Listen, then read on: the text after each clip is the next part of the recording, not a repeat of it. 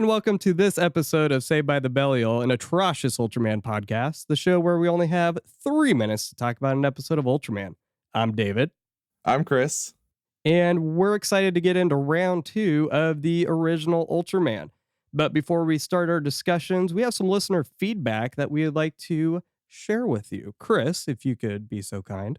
Yeah, well, I can only be so kind because y'all have already been so kind. It's we've really just gotten started, so it's kind of crazy to see so many people already having some thoughts. So yeah, so the first one comes from Kaiju Noob. It says, fantastic first intro episode, guys. So excited to hear more, which is really good because we're excited to give you more. We're just happy that you are willing to listen and be along for the ride with us. Our darling friends at Monsters vs. Men left us some feedback. Just finished listening to the first episode of Saved by the Belial, and I'm already looking forward to the next one. Thank you, Chris, for the kind words. They are, of course, referring to the 5-star review I left them on iTunes that you all should be as well, right? David, I know you've created about 6 bots to give them 5-star reviews. Actually, 7. Oh, I did one last night. Wow. See, we've got nothing for love for the Monsters vs. Men cast, so we definitely want you to pop over there. Next comes from Michael Caples. Love what you guys are doing. Diving back into Ultraman, my childhood obsession, while I adjust to life as a new dad of twins during the pandemic. I sure do appreciate being able to stream the shows on my phone during all the adventures that come at all hours of the day and night, which is quite unlike my experience, almost every single word, but we are super happy to have you on board. It's going to be really interesting and really, like, not to make this about me, but I'm really excited to see the way that these long-term fans and people like me who have only been watching for a short while can kind of come together in these discussions. So happy to have you, Michael. And if you're listening to this at like 4 a.m, we are looking forward to you being able to go back to sleep, maybe. And finally, Adam Garcia. I felt obligated to listen for the title alone and can't wait for more episodes. I like to promise that wasn't the extent of our creativity, but if you're looking for our peaks, it's close. It's up there. Did the next piece of feedback not show up for you? I only have these. Oh, well, bummer. Okay, so do you want to read that one? Yeah. So we have a comment on YouTube from Gorgon. I believe you pronounce it Your-I-Eli. So I know it has to do with, I think it's like Greek mythology or something like that. So, but this was on YouTube for the first episode that was released today in the day of recording. So, we had talked about Ultraman committing genocide on the Baltan race, right? And his comment was, is an Ultraman if he didn't commit multiple war crimes? So, something to think about. That's a brain teaser for us as we go on. Yeah, even the one I've seen, Ultraman Z, kind of addresses the same questions with the pirates. So just saying. Yeah. But so we also did post something before recording and before we actually shared the first episode, asking what you all thought should be the most beautiful kaiju, right? So if you've listened now, you've already heard our answers, but we asked y'all, and obviously we can't share every single answer, but we did have a few on Twitter and Facebook that we wanted to share. So Shoujo Roboto actually made an animated GIF. Did you hear that? That's a hard G. GIF. And it was a heart locket that opens up and says, Alien Baltan, my beloved. Lisa Nafziger argued that Geisera needs more love. I agree with you there. Azure Blade 13 said, Green Mons, he's literally a plant, LOL. And David on Facebook, not me, said, how can you top Godzilla acting under a pseudonym? That's pretty good.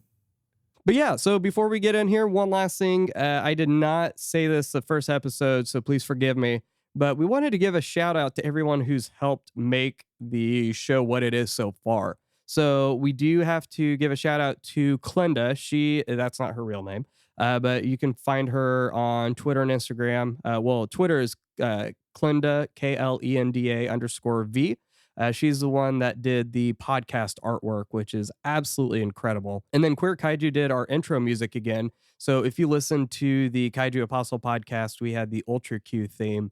They did that, and they did an awesome job with the Ultraman theme, which you've heard if you're listening to this episode. Gio has knocked it out of the park with our ending, our outro track there, which in typical Ultraman fashion, you might hear a different song halfway through each series. And Rob from Tokyo Lives graciously created the logo for our podcast, which we weren't even really asking for. He's just like, oh, that name's awesome. Let me see if I can draw something up. Threw it over to us, and it is absolutely wonderful. And then Eric Schuster made our Twitter banner, which is a jock Belial shoving me and Chris into a locker. So, I mean, he just killed it with that. So to everyone that we mentioned, seriously, thank you so much. Yes, I mean, we're thank just you. absolutely humbled by what you all have done for us. And we've had so many compliments on all of that, which has nothing to do with us. So we can't take any of that. Yeah. Everyone keeps complimenting the parts we didn't have any part of. But yeah. That's all right. We love being collaborative like this, right? So yeah, I was gonna make some joke about hip hop and collaborating, but I got nothing. So maybe I should stop, listen.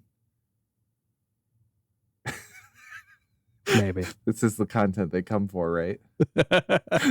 No, they come for the content at the end with your theological insights. So let's just go ahead and head over to that. Yes. The feedback that I didn't read was I kept saying Kaiju's names wrong. So even this first one, when I went on Ultraman Wiki, which doesn't have a creative name like Wikipedia or even the Godzilla ones, Gojipedia, how are we saying this first one? Because the subtitles and the name on his page were different. Yeah, so we're just going to opt for Gango. That's what I'm saying. All right. So, yeah, now we're going to get in part of the show where we talk about the different episodes. So, we're going to start with episode 11, The Rascal from Outer Space. So Hoshino and his friends see a shooting star and discover a strange, multicolored stone that transmogrifies into whatever they wish for. Wary of its power in the wrong hands, Hoshino brings the stone to the SSSP. During a press conference, a handicapped thief, Onita, beckons the stone to turn into a liquid so it can escape its container. He then wishes it into a rocket to fly to him, allowing him to escape and hole up in a seaside hotel. There, Onita creates a monster to cause mischief, but the effort renders Onita unconscious. The creature, Gango, now seems invincible, even to Ultraman, as its creator is unable to awaken and wish it away. Did you ever watch any of those G.I. Joe PSAs, like the overdubbed versions that used to be big on like maybe like E-Bombs World or whatever and moved to YouTube? Oh yeah, like when Roadblock was telling me not to play against downed power lines. Yeah, but like the fake ones. I just remember there's one where the sailor asks the kid, is like, does your mom still visit dockside bars? For some reason, when it says seaside there, they just make me think of that. That and Transmogrify amazing. Just makes me think of Calvin and Hobbes. Yeah, how is the kaiju's name not the most difficult part of this? I don't know. It was Transmogrify. Right?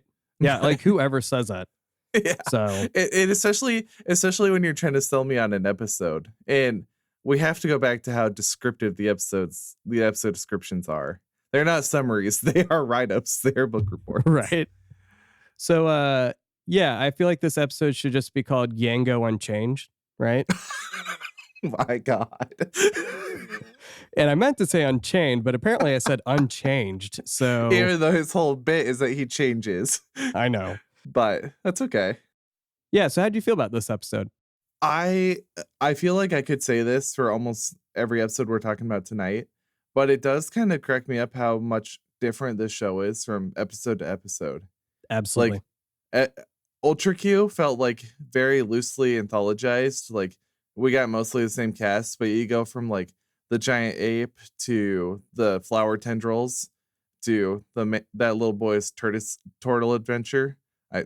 But yeah, Ultraman is the same way. It's like a handicapped thief, and like it was creative though.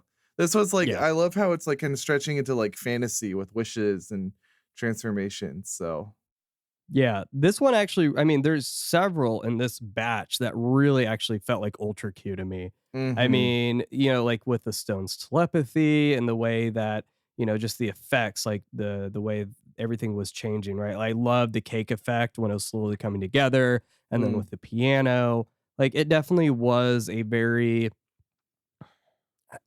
Ultra Q makes sense because obviously it's a lot of the same people, mm-hmm. working on it. And obviously having Eiji Tsuburaya being the creator of both. But yeah, it's such a unique and fun episode, especially in the fact that like he doesn't like the fight. I mean, Gango doesn't want to fight, right? He Mm-hmm. tickles like Ultraman tickles him. Yeah. Like Which he would can make me tell that, stop too. right? So I don't blame him. But no, absolutely, it's the transition isn't as bad as I thought. It's Ultra Q, Ultraman, and then all the silly stuff I know now. Yeah.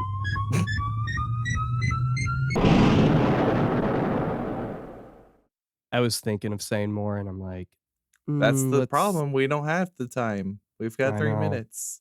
I know. But I didn't want to be every episode be like, That's what we have to do. I know. Uh, Okay. So, episode 12, Cry of the Mummy. An archaeological dig at a cave uncovers a well preserved 7,000-year-old mummy, which appears to be more simian than human. After transport, the creature revives at the science center. With the cops and SSSP in pursuit, the mummy flees. Unfortunately, many miles away, Dodongo, a giant monster, breaks out from the cave and goes on a rampage, destroying a mining operation. The SSSP flies to the scene, but the monster's deadly rays force them to make a land assault and blind the monster. After Ultraman puts an end to the beast using his spacium beam, Ide sees Hayata atop a hill where Ultraman had disappeared, and his suspicions about his fellow agent grow. this is one of the ones where the 3 minutes is a little too little, but especially like there's so many options, but like talking about it's about a mummy, and then somewhere else Link is throwing bombs into Dodongo's mouth to stop him. And then we talked last week, I think, about how it's not really a superhero show where there's not like someone trying to unmask Ultraman every day. But when it's introduced here, I kind of like it. It's a nice little like one of our awards, right? Is how does he get away with transforming like that? Mm-hmm. And the episode, and now it's finally like saying, well, he doesn't always actually. Kind of like it. Yeah. Yeah. It's first of all, I appreciate the Legend of Zelda reference always. But it's such a weird episode. Mm, Like the mummy, that mm-hmm. simian element, that was strange. But then like you almost I almost would have been happy if there wasn't the dragon. Like if they could have just kept it as the mummy, Mm. right? Like I get why they had it there, but I was more interested by the mummy than the dragon itself. Not to mention the fact that when the dragon's crying, the roar is the Mothra cry, which Mm. is really like tonal whiplash for me. So I'm Yeah. like, wait, some of these reuses are don't quite work for me. Mm-hmm. Um, I wasn't impressed with the actual design of the monster, though. I mean, it's kind of, I'm not surprised why we haven't really seen this one again compared to Mm-hmm. like Red King or Pigmon or Geisra or anything like that.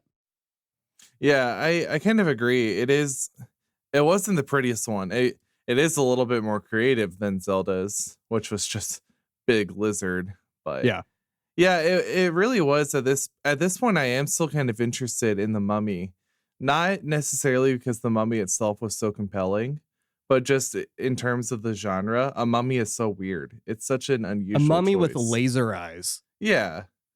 So there's a lot of story behind it's one of those things where it's like there was so much story that could have been pulled out of just the mummy, but then we Hmm. kind of get all of this going on. Yeah. I will say seeing Ultraman ride it was really funny. I mean, they completely blinded it and that was horrible. But, Yeah. and then the end when it dies, it just twitches for like 10 seconds. Yeah. Like, did you have to keep doing that? Yeah, we had to watch it like suffer. Which I just try to imagine the person in the suit, what was their direction? just like they're just like sit and twitch. Okay. Yeah. It's just, I will say it was really funny though at the end, like Ide thinking like he could be Ultraman. I love that like this is something they're playing into. I'm sure you finished that sentence. Maybe. His mouth was moving, but there's nothing except an explosion. All right. So on this next one, episode 13, Oil S.O.S. After a series of mysterious oil refinery disasters, a gasoline truck on a Tokyo Bay dock explodes in the dead of night. The only witness, a drunken dock worker, claims that a sea monster was responsible, but he is dismissed, at least until Pestar, the oil monster, attacks an oil tanker in broad daylight. Muromatsu plans to lure it out to sea. With the situation grim, Hayata transforms into Ultraman to stop Pestar. After a tough fight, Ultraman then turns his attention to the fire, helping Ide extinguish it with high-pressure water produced from his hands. The Ultra Water Stream. Oh Lord, it's Pestar. Okay. Having seen none of the kaiju that didn't appear in Z, seeing this beautiful monstrosity appear on my tiny little computer screen was such a delight, because I just didn't know how creative some of these old ones are. But seeing this one was just like kind of two sea stars stitched next to each other, I was like, what a delight. What a terrible design. I love it. Oh man, you can't hate him on like that. I said I love him. You said it's a terrible design. Oh, I mean, it's like, no. You can tell this was definitely like a 60 series, because they're like, what if it's a real thing, but like kind of kooky? But it's so kooky. They do in 1966 Ultraman. I guess. Gosh, can we just talk about the Ultraman Netflix, because he's my favorite streamer now. You know, with his Ultra Water stream. Oh God. What's his Twitch channel? Oh man, and I thought I had the dad jokes. Oh, that's bad. It's I will say at the end, after he didn't even really defeat Paystar because the SSSP did that. Yeah. You know, he's just like looking over everything, like surveying the damage, and I could just imagine him thinking like, I don't get paid enough for this crap. He's just especially after not really getting any action out of it. Like I'd seen this episode before, and I forget that like they don't fight. Like Paystar kind of puts his head up and like puts it back down. Which That's about it. Honestly, the more I watch Sentai, and some Sentai series do this worse than others. Like Mega Ranger I've talked before on this show and Kaiju Apostle that sometimes when you do a mech fight, I'm just like, oh, it's kind of boring. Kind of just makes the episode a little longer. So when it doesn't get me into the giant monster fights, sometimes I'm like, that's okay. Yeah. I'm kind of down for that. Yeah, because I mean, this was a fun episode apart from that. Like the actual practical effects were really cool, like the explosion with the tankers and all that. And then there's one part where the jet VTOL lands and it pans over to the left to the explosion. Like it's just, I love shots like that. So, I mean, there was enough in the episode to keep me engaged, even though there wasn't actually any like real fights going on. It's just funny to me because like I was expecting it, even having seen him, like, oh wait, yeah, there's like nothing to this. Yeah, there's not a lot of him. Yeah. But apart from it looking like Ultraman's peeing on the fire, of course. Yeah. Well, gotta put it out somehow. Jet stream of justice. I don't know if I like the explosion coming right after the words stream of justice. We're also not going to tell people how many times we had to record that because of technical difficulties. No, sir. All right. Is it my turn to read? I think sure it's my turn is. to read. All right. So episode 14, the Pearl Defense Directive. After Gamakugira, a giant monster, attacks a truck carrying crates of cultured pearls, the SSSP flies to the scene. With conventional weapons useless, the creature fires a whale-like water spout at the jet VTOL, corroding the engines and grounding the SSSP overnight. You can tell that this was written not meant to be read out because otherwise it would Mm-hmm. keep saying Science Patrol, not SSSP. Mm-hmm. Since the creature converts the pearls into energy, the Science Patrol hypothesized that by creating special pearl-sized explosives, they could potentially confuse the creature. Indeed, it works. Only a little too well. Gamma Kugira grows furious. The Science Patrol fires a high powered rocket into the monster's hide, hurtling it into the sky. Injured but alive, Hayata transforms into Ultraman and flies up into the monster, which explodes. So, this is your first exposure to a Jissoji episode. Mm-hmm. This is the director, and you're going to find his episodes are very unique. Sure. That's best way That's to all you're explain gonna it. say so far. Yeah. I did find it interesting that after an episode where the Science Patrol effectively deals with the kaiju, now we've got to a point where they're kind of useless again. Mm-hmm. I like this kind of like, sometimes when you get a power up or sometimes you're like the main character, you just win every time. And sometimes the stakes have to be raised. I like sometimes how the stakes are just like, well, our weapons don't work. Sometimes military weaponry is useless. And even their creativity only serves to make it even more mad. Ooh, yeah. So I thought that was kind of interesting. It was like, because I think as you're watching it as the audience, you're like, oh yeah, feed it some pearls. It wants them. That's just going to hurt it more. And then it's like, oh, I was wrong too. I don't like being wrong with the main characters. Which it was impressive that they made that pearl bomb so quickly. Well, yeah. Well, hey. Yeah. So I really thought this episode is actually what intrigued me about this episode is that we see a monster that, if you really think about it, the only sin it's committed is eating these pearls. Mm-hmm. Right? Like, that's the only reason why they're trying to stop it is because it's trying to search out the pearls. But why is it trying to search out the pearls? It's because we as humans have continually harvested the pearls from oysters, whatever. I'm Mm-hmm. not a marine biologist, right?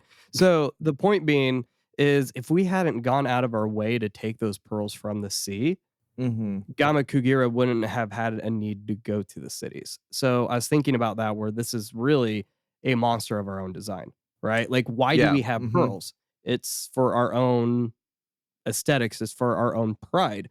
Even Mm-hmm. like that quote of just like, Fuji talking about, that's the spite of a woman, right? Mm-hmm. Or I don't remember if she said that or someone said that, but that's that whole idea that like she's going to do whatever she can to get those pearls, which I'm not against, women, wearing what they need to feel attractive, but I think it just buys into that idea like, what are we actually doing as a consumerist society and what are the ramifications for that? Yeah, absolutely. Because if the kaiju ate something that we were less interested in, or something that we couldn't commercialize, then it Like wouldn't have been such a student problem for loan us. debt. Yeah, well, Yeah. I would love a kaiju to eat my student loan debt. Tsuburaya, that's on the house. It's gonna be the next Ultra show, Ultra Forgiveness. Just makes me think of Godzilla vs. Gigan. Remember Mamagon Oh and the gosh. other monsters that he made up? Okay. Oh, funny. All right. Let's do it. Next one, terrifying cosmic rays. An increase of unknown cosmic rays penetrating the atmosphere causes a schoolboy's monster drawing, Gavadon, to come to life. Despite its meek appearance, the Science Patrol attacks the creature. After losing its tail, Gavadon moves away to sleep. It awakens at sunset and heads towards the horizon, vanishing before the Science Patrol's eyes.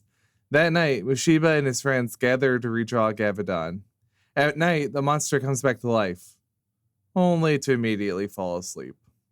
Not convinced of the creature's intent, Muramatsu attacks Gavadon with conventional weapons. However, Hayata falls into a reservoir, and Ultraman appears to carry the monster into space, saving the day.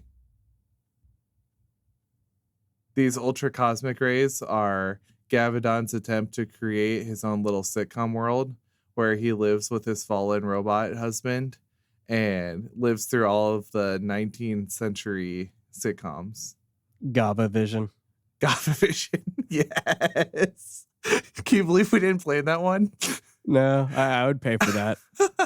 I would give Disney my money for that. I Hmm. would not use your Disney Plus account, and I would get my own and watch it. He doesn't mean that, Disney. Oh, gosh. This is such a fun episode. This is Yeah. another one of my favorite episodes, and just really this whole era. Um, First of all, the whole like, what's this monster called? That's Beethoven.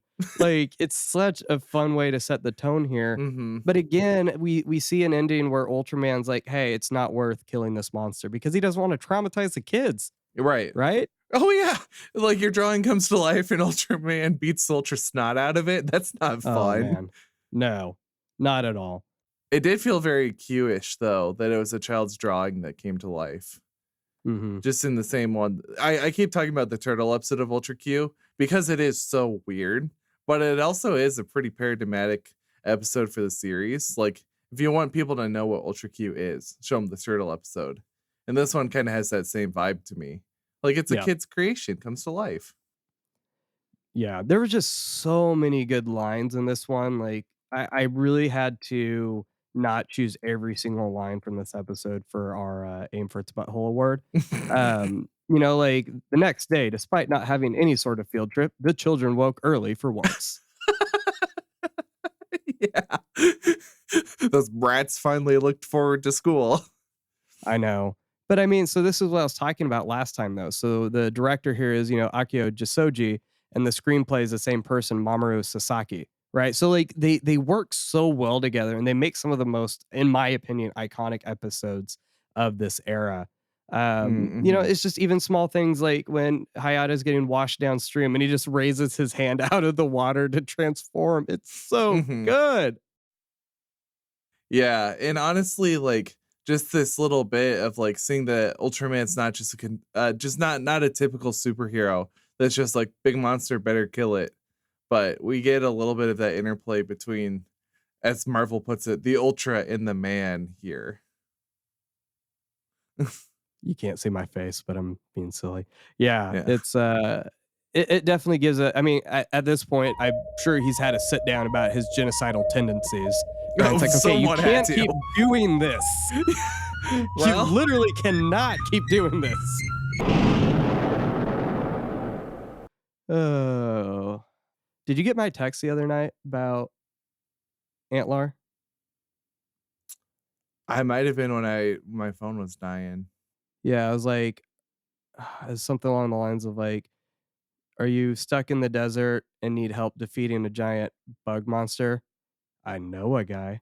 Oh goodness. Oh man. All right.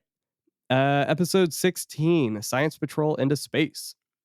The Science Patrol closely monitors the launch of the first Venus expeditionary rocket, engineered and piloted by Professor Mori. All systems are go until communications are interrupted. An alien race, the Baltans, wait a minute, Wait a announced they second. are preparing a counterattack to destroy the Science Patrol and Ultraman. On high alert, Muramatsu, Hayata, and Arashi go to rescue Mori. Possessed by a Baltan, Mori causes the space VTOL to crash on the alien Baltan's planetoid. The Baltans begin their assault on Tokyo. Destroying the Baltan, possessing Mori, Ultraman uses teleportation to fight the threat back on Earth. So apparently Ultraman is Goku with his instant transmission. Like, where did this come Mm-hmm. from? I did. I'm so glad you thought of that. That's so funny. But yeah, I also, the Baltans are probably one of the most like familiar monsters or the familiar kaiju. I think every episode of every issue of the Rise of Ultraman had one on the cover at some point. It's one of the most easy to get vinyl toys. So it's like, hey, I know that guy. Yeah. But the possession angle is kind of different. That got a little into the headier sci-fi. Oh, yeah. Yeah, So. it's a nice touch for sure. Apart from the fact that apparently Ultraman didn't kill all the Baltans, which, Mm-hmm. makes me think of like ancient Near Eastern war rhetoric, right? When it's like, oh, they slaughtered all the men, women, and children, but then they're in the next chapter. So it's like, maybe they Yeah, didn't they're stick still with there. you. Yeah. Yeah, Anakin may have slain all the Tusken Raiders, but we don't see the ancient Near East actually carrying that out. So Well, in It that camp at least. There and were yeah, and still I Tusken can't. Raiders later. But it does kind of bring up those discussions. I know you shared a Twitter thread about Christian imagery in the series. Do you wanna, with what little time we have, talk about that a little? Maybe when that person actually comes on the show, maybe we could talk Oh, about that a little bit. Oh, interesting. sorry, spoilers. Um, Spoilers. I will say it was one of my favorite parts about the episode was Professor Mori wearing his nice suit and slacks and Mhm. space boots, white space boots. I Yeah, mean, well, this just goes against everything we have ever seen in pop culture about what you wear in space. A suit and white boots. you gotta look nice for the aliens, man. But he wasn't even really expecting it. He was just gonna go to Venus, right? I mean, maybe he was gonna pick up a date. I don't know. Well, I was trying to think like men go to Jupiter, get more stupider. I was like, what rhymes with Venus that I can say on a family friendly podcast? Weenus, the skin on your Weenus. Get elbow. more weenus. Yeah, Yeah. But it he was was kind of an weenus deficient. interesting oh gosh. It's an interesting in 22 minutes exploration of like even touching on colonialism and invasion, and Mhm. it's not new to Ultraman. It's certainly not new to Godzilla fans. So No. Did you like how, like, the episode just suddenly ends? Like, there's no real, like, resolution, like, Hayata's just, like, passed out, and they don't yeah, even really think twice, like, they don't even say it's Hayata. You just have to assume, like, "Oh, wait, here's this passed out person. Huh, I wonder what happened. Okay, yeah. I episode's was over. like, so to be Yay!" continued. Nope.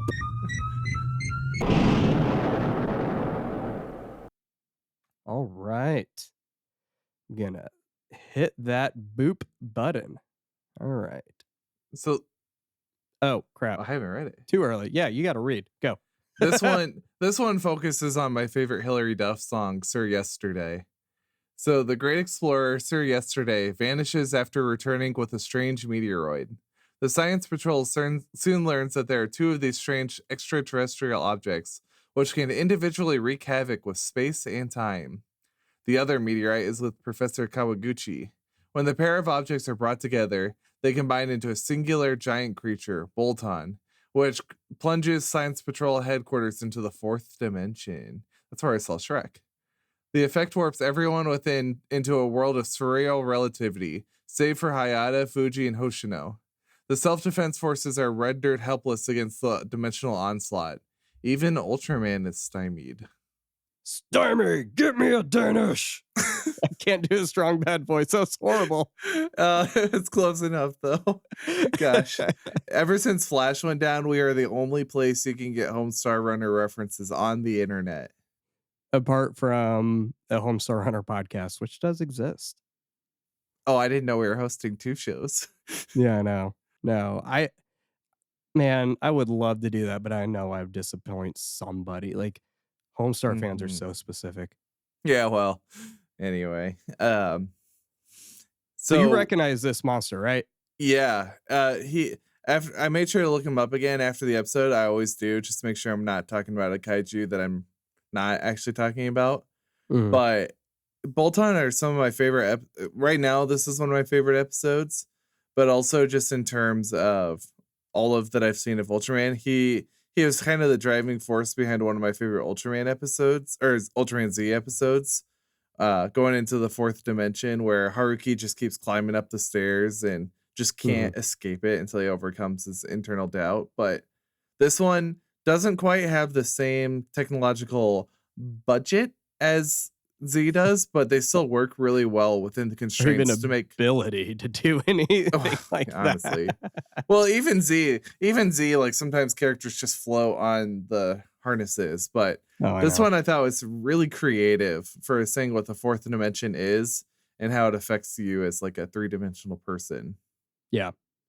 Yeah, it's just it's so unique. I mean, it again, it has the Ultra Q vibes we've seen from a few of these episodes already, but what I love about this is it's so simple. Like, nowadays, if any other show would have tried to do an episode like this outside of Ultraman, right? We'd Mhm. need 2 episodes to explain the backstory of the meteorite, like, what all the science is between the 4th dimension. I'm like, "I don't care. Yeah. Just give me a story that I want to watch, and this does it, you know?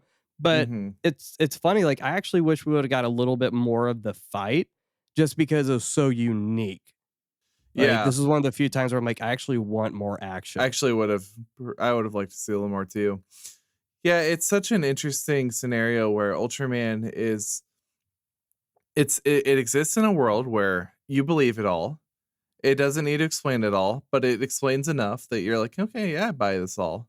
But it never really wants to sit on its own creativity and show it off, which I kind of like. But sometimes I'm like, hey, that's really cool. Let's stay here for a minute. That's Yeah. fine. Yeah, there's definitely a lot of show rather than telling. Yeah, Right. and And I appreciate that. that's compelling. So, Yeah.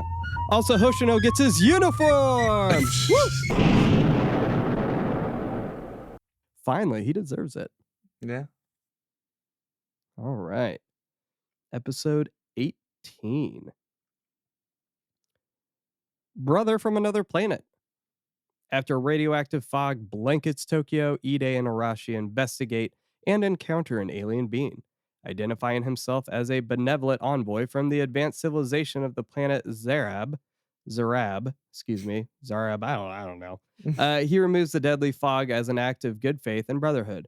When Ide falls under some strange influence, the Science Patrol keeps watch. Hayata follows Zarab into the ionosphere, where the alien abducts Hayata as his jet VTOL crashes while Ultraman destroys the city. Hoshino manages to locate and set Hayata free, but is captured by the now violent Ultraman, who is really Zarab in disguise. Using the beta capsule, Hayata becomes the real Ultraman. It's interesting to me that this is our first episode with an evil Ultraman. Mm-hmm. It's still pretty early in the show, but it's I would have thought we would have seen something a little bit sooner, but maybe they didn't have an extra suit to be the evil one too quick. Well, and it's funny too because in universe, like, wouldn't they recognize that the Doppel Ultra wasn't the real one because of the eyes and the pointed feet? Like, I feel like Yeah. that would be very obvious to be like, huh, this Ultraman's act. Oh, okay. Yeah. Did you see the eyes? He's clearly evil. Well, you do say that, but sometimes when I watched the Absolute Conspiracy, I would see 4 ultras on the screen and I'd be like, if they weren't wearing name tags, you might convince me Mm, that there are only 2 on screen right yeah, now. that's a good point. Like, and some of that's just because like some are really close, but some of that's just me. I can't always pick out different ultra people in a lineup. Yeah. But How did you yeah, feel about this alien though? Like, I was really curious to hear about your thoughts about like his personality and everything. my bigger thought of the bigger import behind the villain, what struck me was that this is a story about radioactive fog. Still, in the 60s, so we're not very far from the fallout of World War II still. I mean, Godzilla, as we know, is still dealing with radioactivity this far out, and it's not really Mhm. even that far out. So I wonder what it's like to have a villain who cures the land of radioactivity. Yeah. Yeah, and obviously he created it, right? Mhm. So that's kind of it's an interesting dynamic. I had put a note in here of like the idea of Satan casting out Satan in the Mhm. scriptures, right? Obviously it's not a one for one there, but it is interesting to see that trope of like the bad guy is going to create a problem and then he solves it to try to get the trust. But Mhm. thankfully the Science Patrol, I mean, there's enough skepticism going on where they don't just blindly accept it, or at least before it's Mhm. too late. Um, I do love the introduction of the aliens know who Ultraman really is trope, though, Mm. because we see this more later, but like it's always the aliens that know because it's almost like they can sense Sure. their kind, right? There's something else going on within Ultraman that's kind of messed up here. Yeah. But yeah, I mean, the beginning of this episode, it's a fairly startling opener compared to a couple of the ones that we've seen. Oh, I know. Yeah, it's funny because this is the episode Jasper always wants to watch because there's two Ultraman. But after I watch it again, I'm like, am I a bad dad? And the answer is yes. Hey. Hey. All right. Episode 19. Demons Rise Again. So the Science Patrol investigates a metal cylinder unearthed at a construction site, which Professor Fukuyama speculates is over 350,000 years old and left behind by a highly advanced civilization. Within this proverbial Pandora's box, they find a container with a strange blue liquid and a reflective metal plate. But something is missing. The missing container ends up at a dump site, and when struck by lightning, transforms into the crimson monster Banala. The blue container unleashes the blue Aberrus, and the two creatures converge at the National Stadium and begin to fight. When Aberrus meets Banala with his acid foam, Ultraman is nearly overwhelmed. Y'all are gonna tweet me about the pronunciations. I already know. It's all right. At It's Chris fine. Worms. I wasn't sure how to do it either. I'm like, vanilla, like how my son says vanilla. Yeah, I know. But okay, so I actually counted how many times they say 300 million 5,000, and it ends up being 5 times. wow. Well, It's so specific. yeah, honestly. As I read that number, I was like, wait, was that right? But that's why we copy the official description, right? The extra 5,000 is so important. God forbid you leave that 5,000 off, because so much changes. Who knows what happened before then? Yeah, honestly though, I like, so after we talked about the Mummy episode earlier, which has like 2 separate ideas floating around, I was like, okay, I can take a 3-way monster fight here. Yeah, it was interesting. It was a bit gruesome the way that Aberrus kills Banala. I mean, I knew it was happening. I just forgot, and I'm like, oh, jeez. Well, and can we just talk about the miniature work that had to be put together for this episode? And I feel like that's why the description was written the way it was, because it's like, you have to know that someone built this. Yeah, it's so extensive. It's definitely incredibly impressive. Yeah. It was one of those ones where it's like, sometimes you can see the little Matchbox cars on the floor, but sometimes you watch this and you almost forget for a little bit. Yeah. So I was impressed with this one's work. Absolutely. I mean, every episode has something to say, but this one definitely was a bit more. You could tell there's a lot more emphasis put on that. Yeah, the scale was very, very evident. I did have 2 really important thoughts though. So first of all, with a construction scene like that, when they find the capsule, like, I really wanted to know, did they just find someone already working on something and like pay to interrupt it? Did they like stage it themselves? Like, I'm genuinely curious about how that went down. So if anybody knows like what the trend is for shows like this, I would be very interested. And then I was very, very confused why they only did 100,000 volts instead of 300 million 5,000. And tell us 5 times. I know. That is funny. Yeah, I did like the. Oh, sorry. Go ahead. No. I was just saying they had a Mu Empire reference. I don't know if you remember that from Atragon. Obviously, that's not just Atragon, but I was like, oh, okay. Well, nice okay. World building. I remembered it as the submarine reference.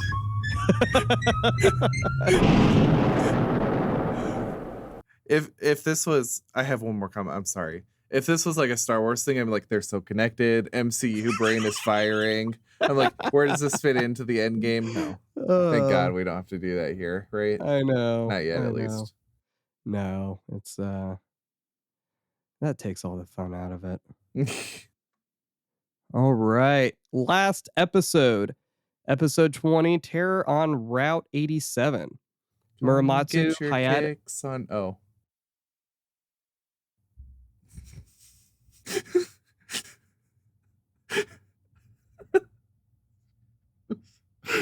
I'm leaving that glare in. Hopefully you guys can hear that. Our viewers at home are going to still be like, whoa, what is that feeling? Okay. Muramatsu, Hayata, and Arashi investigate reports of strange flashing lights at Mount Ormuro.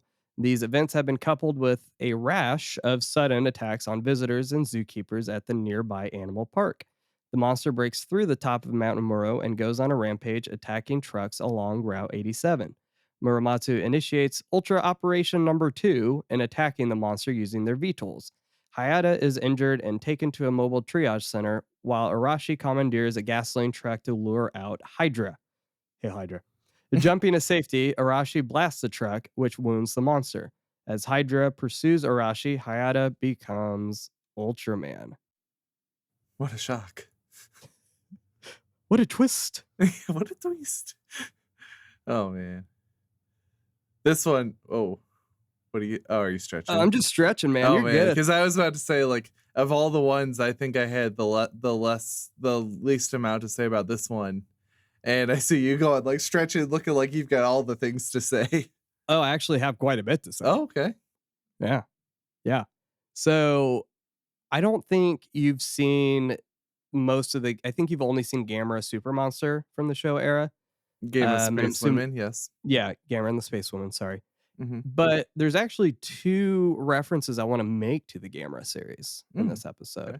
So, which I found out, first of all, this episode would have come out 4 months prior to Gamera vs. Gaius, which is interesting to me. I bring that up because that glowing light at the top of the mountain, there's a scene in Gamera vs. Gaius that's pretty similar to that, where this light comes up from like a mountainside, and it's a very similar green as well.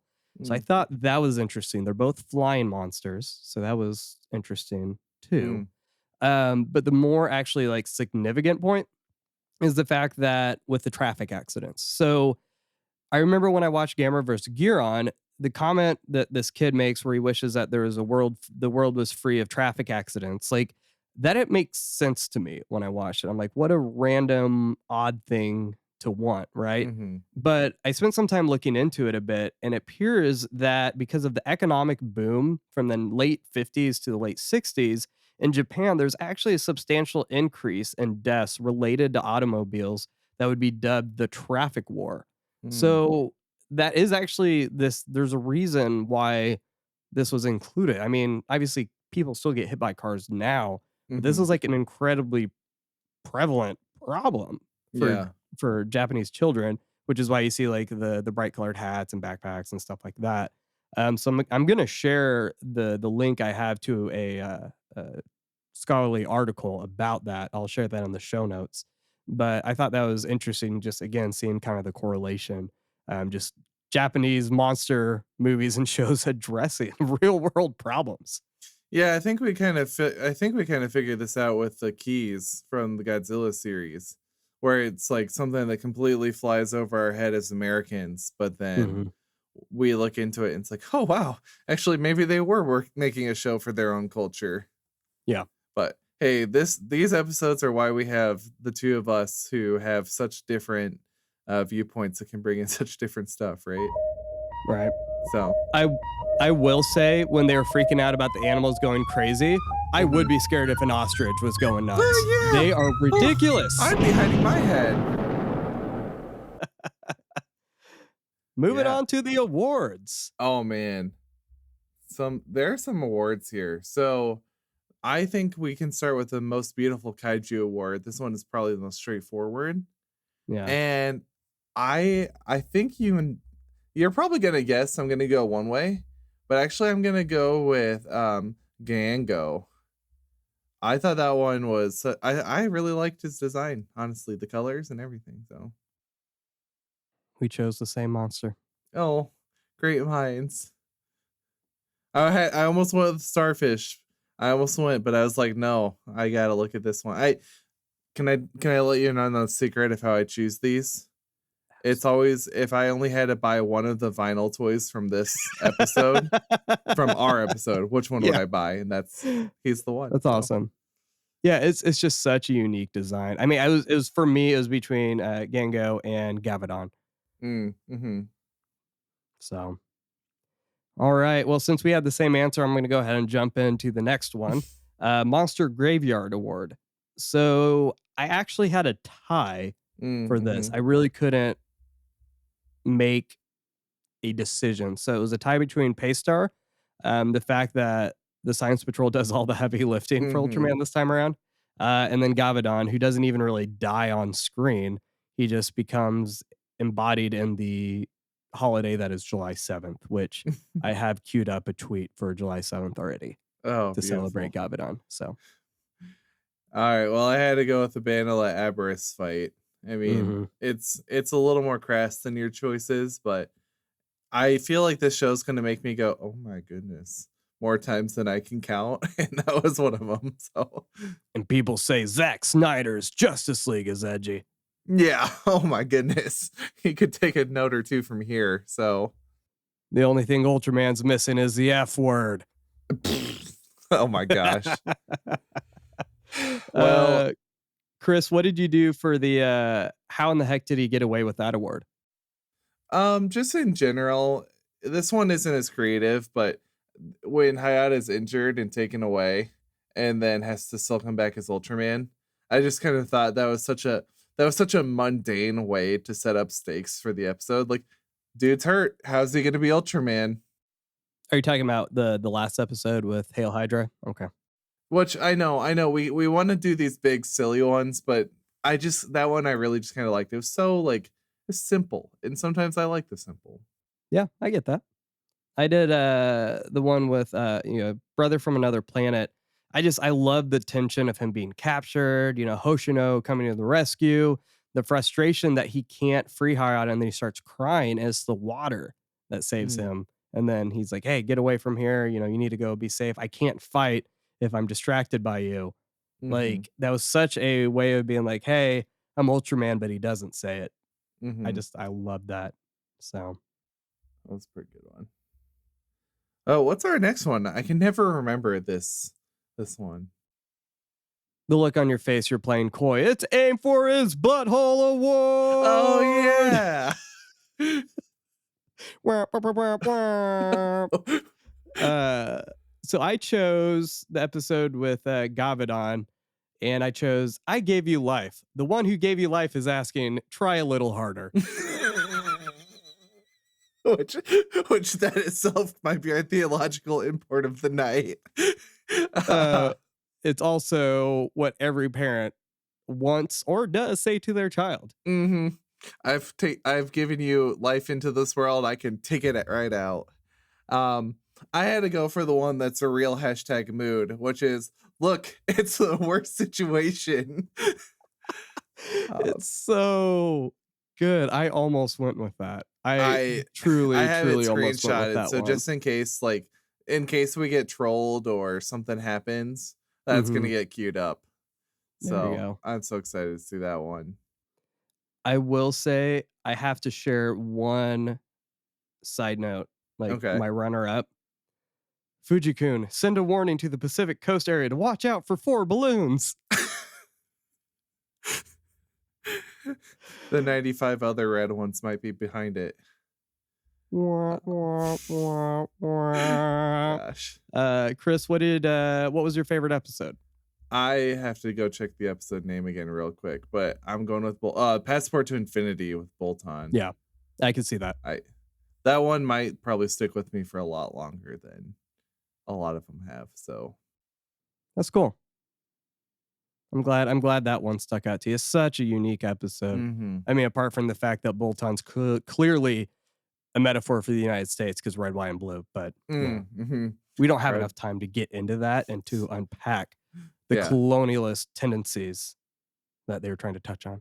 But if you want to know more, watch Thor Ragnarok. Hela and Bolton, kind of different types of villains, but yeah, because that's the only movie that touches on that topic. It's the only one. Yeah, it's the only one we as nerds know. Oh man. I have another tie. It was hard. I literally could not make a decision. A Rascal from Outer Space or Terrifying Cosmic Rays. They're both just such fun episodes. I would say Rascal from Outer Space probably edges out a little bit just because Gango going around the hotel was absolutely incredible. Easily one of the best scenes of Ultraman I've ever seen, especially the pool scene. That was so good. But it was tough. I don't know. It's not afraid to be silly. It's not afraid to be deep. It's not afraid to be dark and it's not afraid to give you tonal whiplash. And I appreciate seeing that even in all 2 of these 10 episode blocks that we've done, we're not getting stuck on certain moods too long. We're not getting stuck on certain ideas, but we can move back and forth, and it doesn't feel like I'm getting that whiplash. Tones back and forth. I whip my tones back and forth. Man, we're going to have to start licensing out some songs. Right. Well, with all this fat money we're making. I'm doing, the viewers at home, I was making it rain. Yeah. So, so next episode, we are discussing episodes 21 through 30. Whoa. What? Do not deny the people what we're getting there. We're getting there. For. No, that's next. Fine. All right, fine. So, it's pretty hard not to see Ultraman as the Jesus figure, right? Just as Joker is the Snyderverse as Jesus, you have Hayata weeping for the people that he wants to save, just as Jesus in the most quoted Bible verse, John 11:38, Jesus wept, so too Ultraman. But also, Jesus weeps over Jerusalem. He says, if only you knew that your hour of reckoning has come, and he weeps over the people who don't listen to him. And Hayata is weeping over the people he doesn't know if he can save or not. But more importantly than that, just as Ultraman's Ultra Stream puts out the fires, the stream of water that comes from Jesus' side when he hangs on the cross purifies us from the fires of hell and brings us up from our eternal damnation into life of the age to come. So, Jesus' Ultra Stream can purify you, if only you let it. This was the modern day Pentecost. It's just tongues of fire just coming down. We'll put a link in the description to the tongues of fire.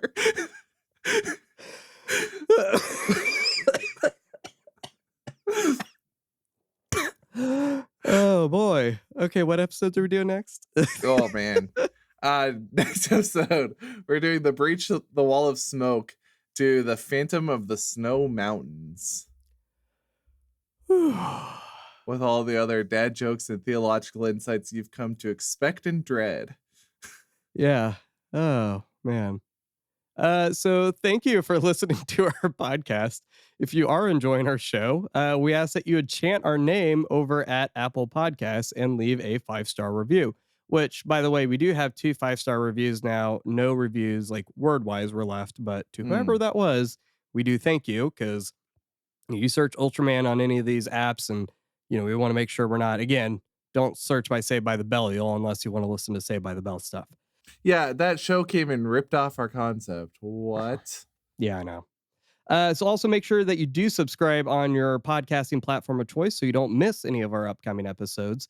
And finally, if you'd like to get in contact with us, you can find us on Twitter or Facebook, our usernames being AtrociousPod, or you can head over to our website, atrociouspod.com, where you'll find our contact form for listener feedback or even prayer requests. Until next time. May Godzilla bless you. No. You did that last time.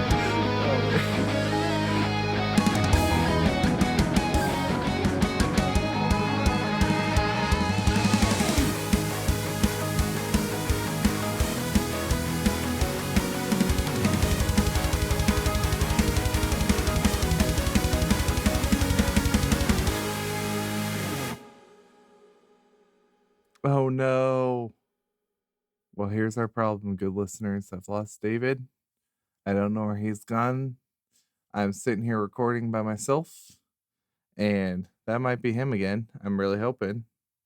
Is that him? Hello? Hey.